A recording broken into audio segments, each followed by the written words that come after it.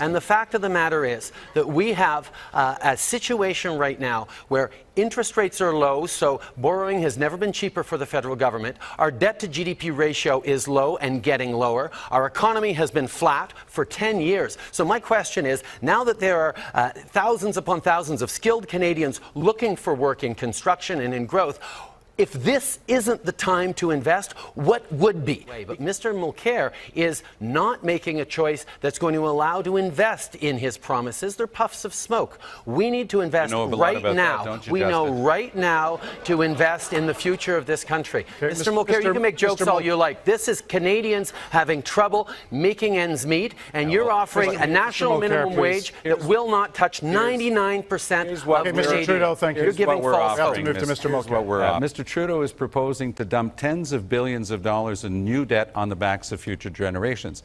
Prime Minister wants to hit the snooze button while Mr. Trudeau is hitting the panic button. Canadians deserve to know what they're voting on in this election. The NDP has put its numbers out there. We put out a costed plan yesterday. It's frankly reliable and it's sustainable. We've put out numbers and neither of these will do the same. Workers and employers, small employers, do not want these tax hikes. And when you say they're not tax hikes, they're coming right out of the paychecks.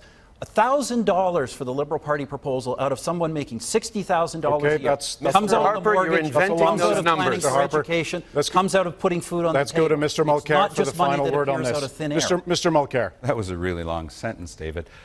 Mr. Trudeau recently said that a large percentage of small business owners were tax cheats. Frankly, I find that offensive. That doesn't correspond to the small business owners that I met across this country who, it should be reminded to all of us, create more than 80% of the new jobs in our country. This is why the New York Times, no conservative paper, ran an article that said it compared the Canadian middle class to other middle classes where our disposable income has actually been moving ahead when everyone else has been falling behind.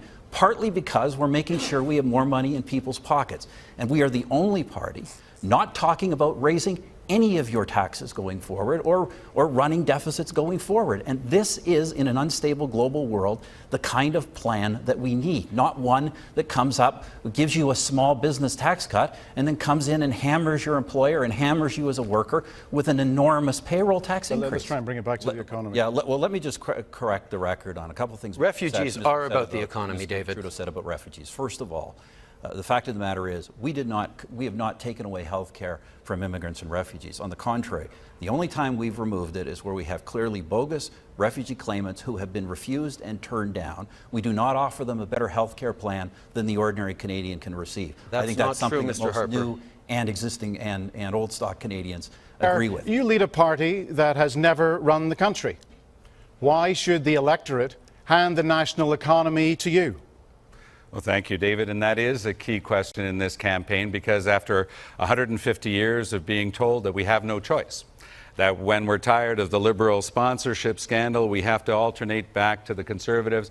And when we get tired of the Conservative Senate scandal, then hold on. For the first time in our history, there is another choice. The party that, according to Canada's own finance department, has the best record for balanced budgets. Tommy Douglas took over the province of Saskatchewan that was in bankruptcy after Liberal rule, ran 17 consecutive balanced budgets, and brought in Medicare. Mr. Harper, what you don't understand is what Canadians can't afford is to continue to be stuck in traffic every morning because there's no reliable transit, because the federal government hasn't stepped up as a partner. I mean, you've been stuck in a motorcade for the past 10 years, but most Canadians are actually very aware that the transit underinvestment is a drag in our economy. Mr. Harper, you have run deficits in good years. You have run deficits in bad years. The only time you've said the deficits are not going to be run is in election years. The fact of the matter is you stood on stages like these, looked at Canadians 3 times and promised not to bring in deficits. And yet that's exactly what you've done. The reason that we're stuck in deficits for so long is because you don't understand that giving tax breaks and benefits to the wealthiest Canadians is not a way to grow the economy anymore.